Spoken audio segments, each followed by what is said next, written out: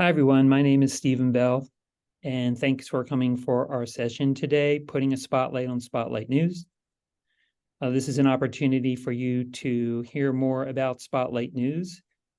Many of our libraries have access to many different kinds of full text news information sources that provide access to newspapers, magazines, and many other resources. Spotlight News is a relative newcomer to that category. We started subscribing to it at Temple Libraries in 2022, and since then it's been successful. We have probably over 1,000 subscribers on our campus now, and new folks are being added to that every single day. I think you'll find there are some unique things about Spotlight News, particularly with its mission and its business model. So you will learn much more about how Spotlight News works and how you could potentially become a subscriber. I'd like to now introduce myself as well as my co-presenter, Tamer Morsi. So I mentioned I'm at Temple University Libraries, where I'm Associate University Librarian. And I've had the pleasure of working with Tamer as we've been implementing Spotlight News here at Temple University Libraries. And I thought it was such an interesting resource and product. I wanted to make sure that other librarians had the opportunity to learn more about it. So I'll turn things over to Tamer for his introduction. Thank you, Stephen. My name's Tamer Morsi. I'm the founder, and I'm the CEO of Spotlight News. Our goal is to revitalize the newspaper industry by providing them the next generation of readers. So I look forward to the presentation. Thank you. I've asked Tamer to start us off by giving his 30-second elevator pitch about Spotlight News for you. Sure. So what you could think of Spotlight is like the benevolent Spotify for local and college newspapers. So for the first time ever, a college student or university administrator can go to a single app that's available on iPhone, Android, or web, read over 100 college newspapers digitally alongside over 250 other commercial publications ranging from Bloomberg and Miami Herald to Time Magazine to college newspapers like the Temple News, the Johns Hopkins newsletter, as well as the Daily Collegian at Penn State. Our goal is to provide students an alternative to reading the news on social media and never hitting a paywall. Okay, thanks, Tamer. And you'll be hearing more about those different aspects of Spotlight News during the presentation today. Wanted to start by just sharing some of the things that we hope that you'll take away from this session today. And obviously, we want you to leave knowing more about Spotlight News and feeling comfortable in your understanding of it. As I mentioned, one of the things I feel pretty strongly about this resource is that it has a really unique and specific mission, which I think will resonate with every single librarian, because we all want our students to be connecting with credible sources of news and information. And I like that the idea of Spotlight News is to reinvigorate it and reinvent it for the digital age. And we will be covering what are the different types of content and features of Spotlight News, in particular, that it's really when you're speaking to connecting with today's contemporary students and students of the future, that it takes more of a mobile approach than a web approach. And also how you can partner with Spotlight News and what are the benefits of partnering with Spotlight News.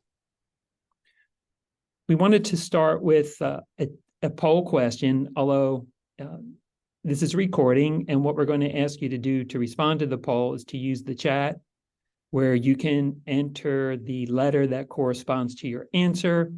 What percent of Americans ages 18 to 34 say they never read a newspaper?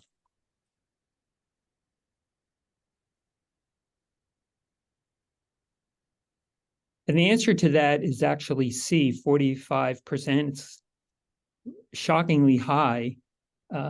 But that said, even when you look at the 65 plus category, that's 34%. So in general, reading newspaper seems to be a lost art among Americans. And I know, Tamer, you had mentioned that That's why we challenge started is part Spotlight. of what's behind your mission. Right. That's exactly right. That's why we started Spotlight, because you got to get people, the next generation, reading the newspaper.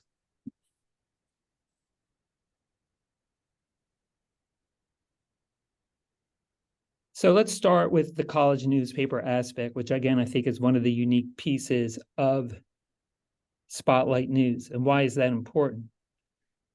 So first, I think Tamer's caught on to something that is important and is going to resonate with college students. And I came across this article in Slate about another student who was at Columbia, who's doing somewhat similar activities to try to get today's students back to reading newspapers, although in this case, this particular student is focusing on print publications.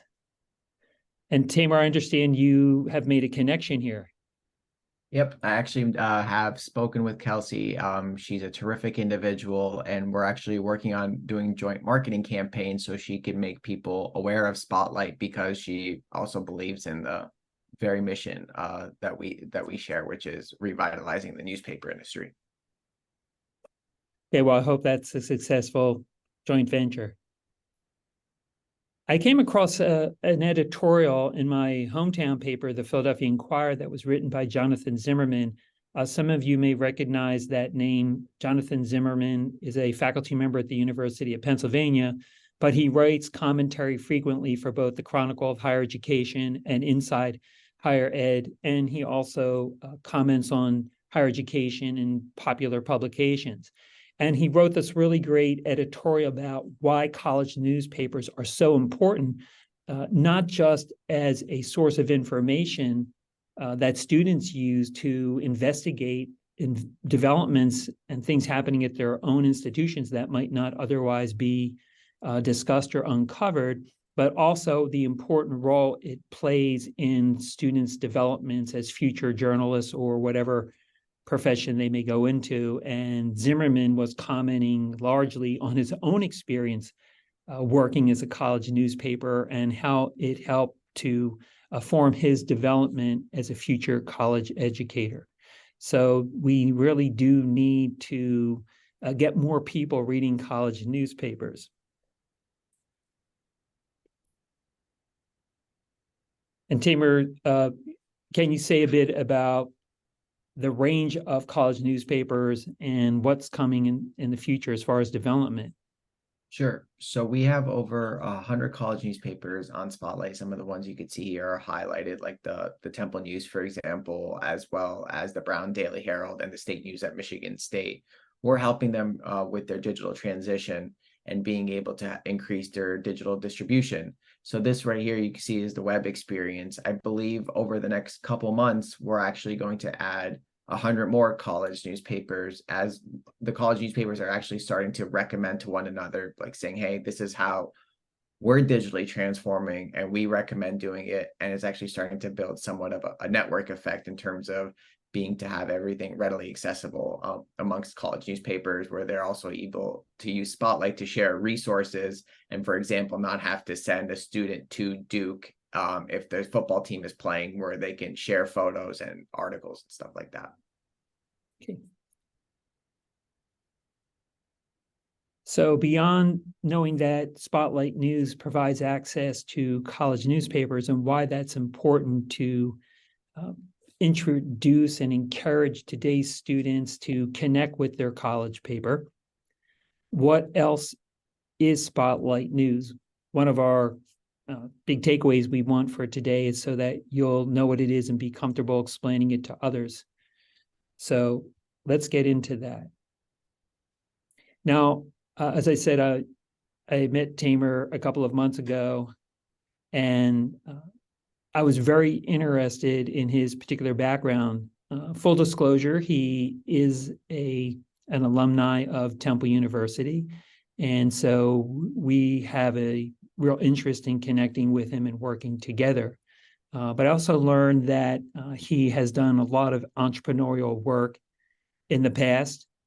And it's always exciting when you get an opportunity as a librarian to work with someone who is starting up a new information industry venture and to have an opportunity to help out with that effort.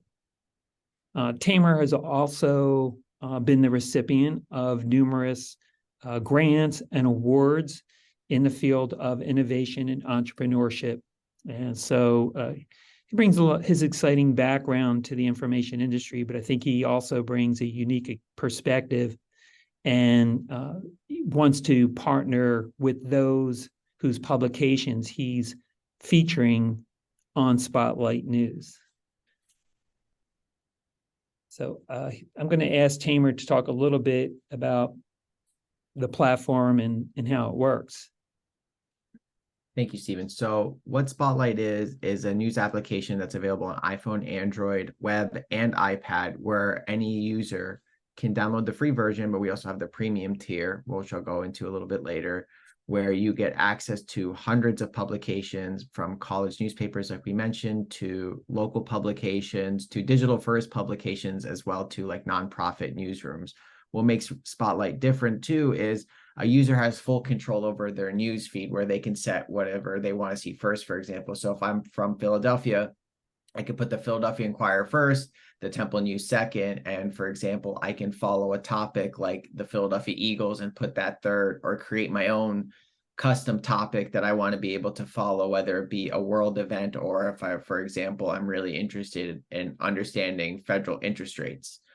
You could also follow journalists specifically on Spotlight too. So if you see your favorite journalist or columnist, you could add them to your main news feed.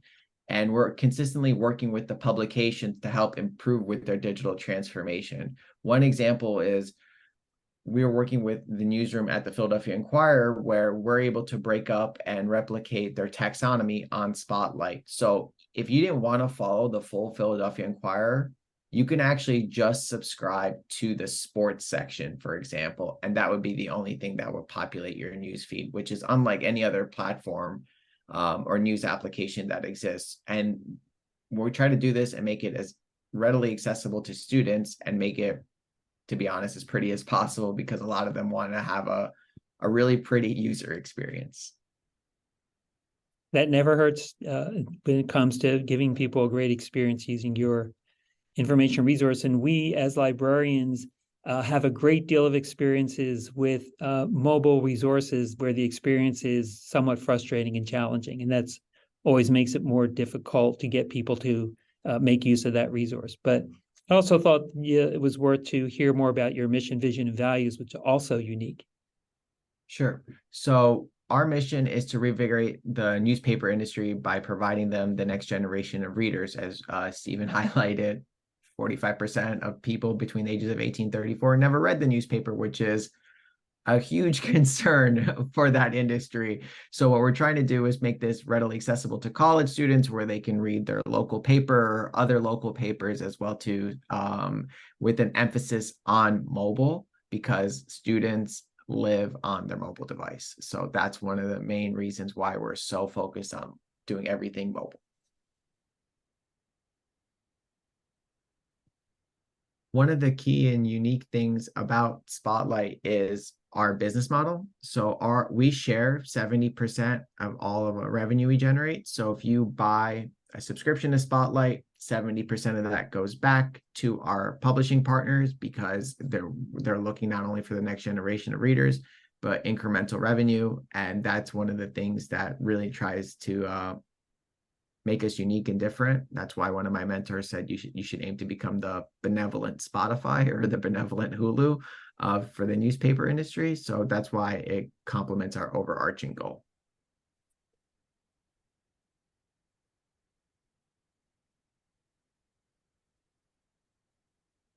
So you did hear Tamer say a bit about what he refers to as the Spotlight ecosystem, where there are multiple mobile platforms on which you can access it. Personally, I access Spotlight News primarily on my phone. Tamer, anything else you would want to mention other than the importance of a good user interface, which you referred to as pretty, but I would say functional as well. Yeah, that's a really good point, is making it as functional as possible. We do have a lot of the key research features that librarians sometimes expect to have, like advanced search capabilities. We're adding natural language processing, and we're now starting to enter and leverage large language models and artificial intelligence to help with improve search and tagging. So we're always leveraging technology that we see on its ascendancy to improve the user experience as well as the overall platform for our customers and users. And you refer to it as designed for today's students. So what is it that makes it more appropriate for someone who's currently in college? Sure. So when we talk to college students, they're always used to basically, one student told me at Temple, I want a bunch of stuff all in one place and centralized. So we have a large content library. We're always adding more and more publications. It's all in one place that's seamlessly accessible. They could set up breaking news alerts that don't bother them too much on their phone at all, because they have total control of what they get. So they can set alerts, for example, if they want to know about international news or local matters as well.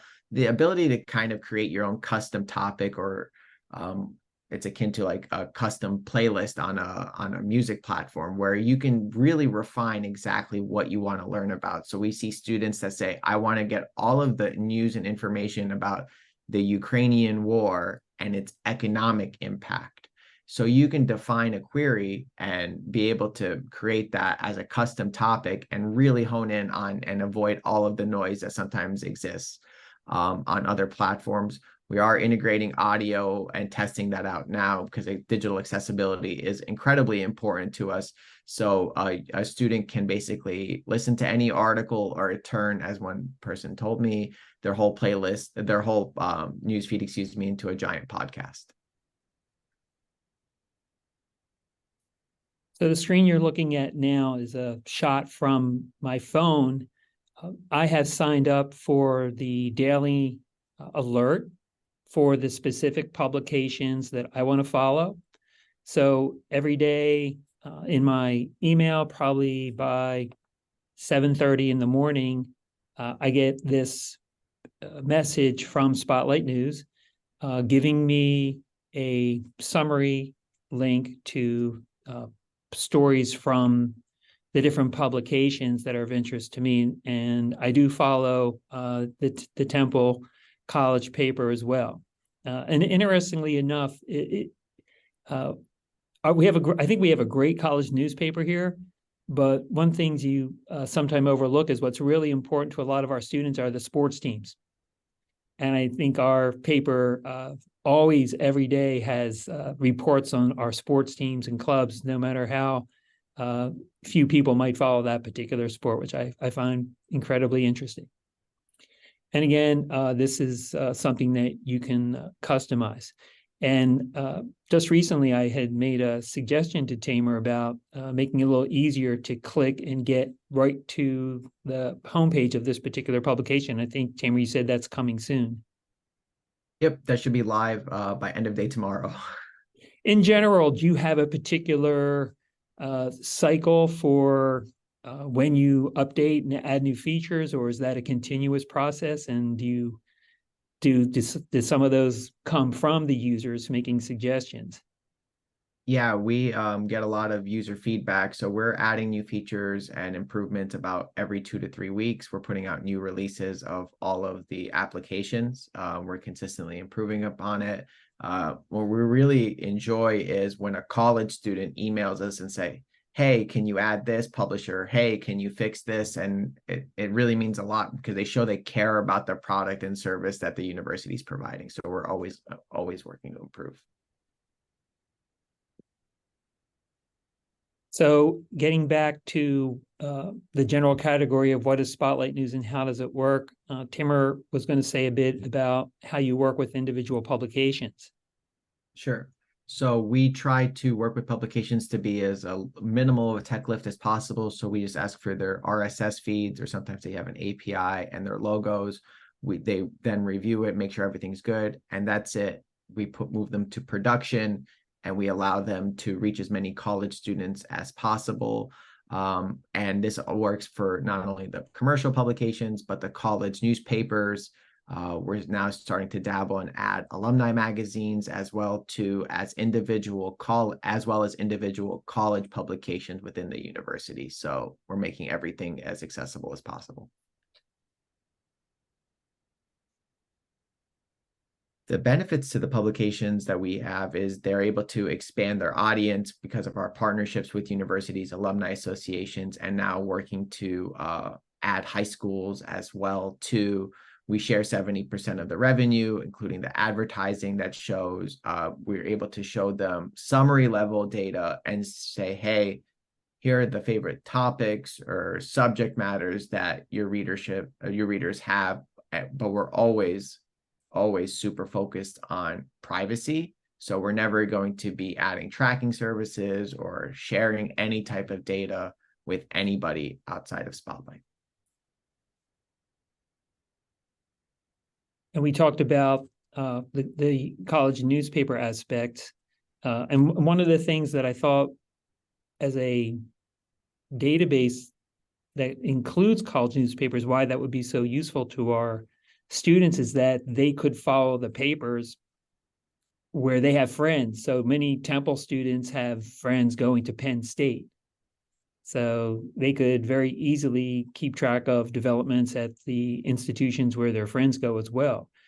Tamer, what's happening with expanding the number of college papers? What do you see coming in the future? We think we're going to add well over 100 other college newspapers and making them as available as possible. We're now even starting to improve with adding not just their college newspaper, but now some newspapers actually have podcasts too that are going to be available through Spotlight as well.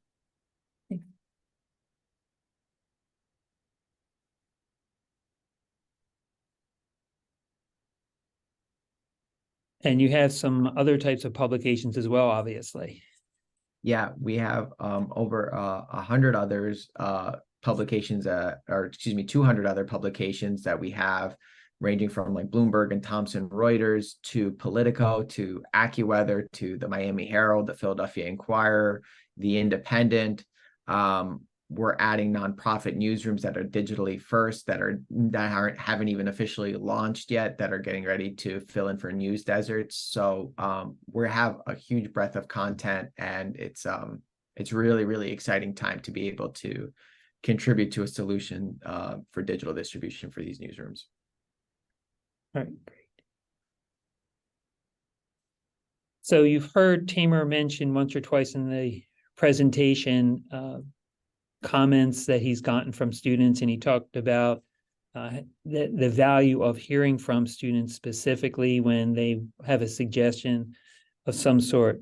And many of our students now are the kind of traditional age as well as non-traditional age, both of our audiences who could benefit from reconnecting with newspapers and information that comes from those types of credible sources. So we wanted just to say a little bit about Spotlight News's connection with its user base. Sure.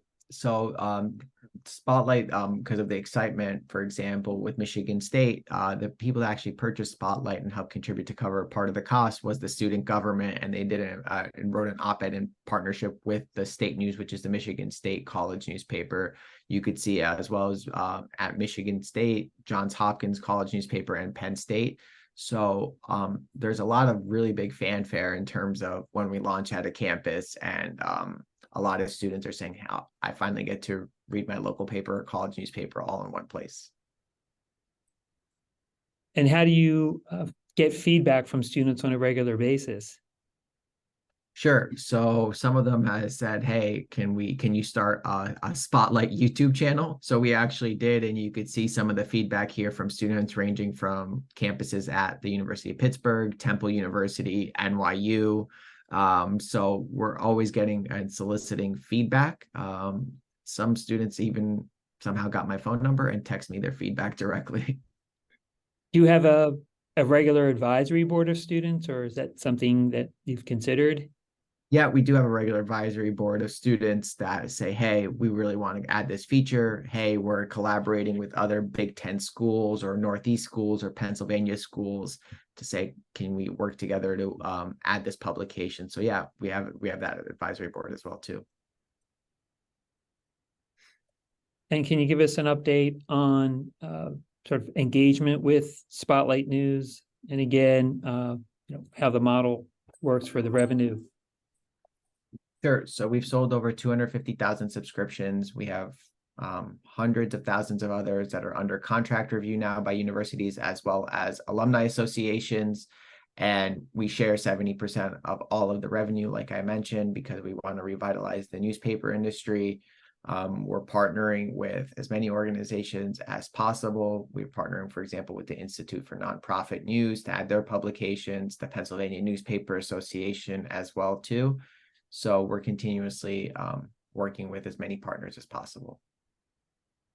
All right, thanks. And we're going to wrap things up with just a couple of key points and some things that you might want to do as a next step with Spotlight News. So again, you heard about the mission and the vision, this idea of reinvigorating college students' connection with, again, I think the operative word here is credible news sources. We saw that a large number of college age students have gotten away from newspapers as a source of information, and the idea here is to reconnect them with it. We talked about the platform as a mobile-first reading experience. Tamer specifically mentioned that, and you probably see this for yourself all the time on your campuses. Students are connected to their phones, and that's where they're getting most of their information from. So yes, makes perfect sense to go with a mobile-first experience. You heard about the unique revenue sharing aspect of this, so that the publications that partner with Spotlight News are getting revenue back and making it for a good relationship for both Spotlight News and the publications that work with them. And I would encourage you to go to the Spotlight News website and learn more. And what can you share the URL with us, Tamer? Sure. It's spotlightnews.us. Okay, easy enough. And if you're from a publication, if you're here representing it today, consider becoming a partner. And if you're a librarian here today, consider Spotlight News as a potential news resource for your campus. So again, thanks for joining us for the session today. We'll have some time for questions and we'll try to answer those for you. And if you do want more information about Spotlight News as a potential subscriber, bringing it to your campus, or as a publisher that might want to work with Tamer to add a publication, you have his contact information here. So thanks again. Tamer, any last words? Thank you so much. Looking forward to hearing from you. Thank you.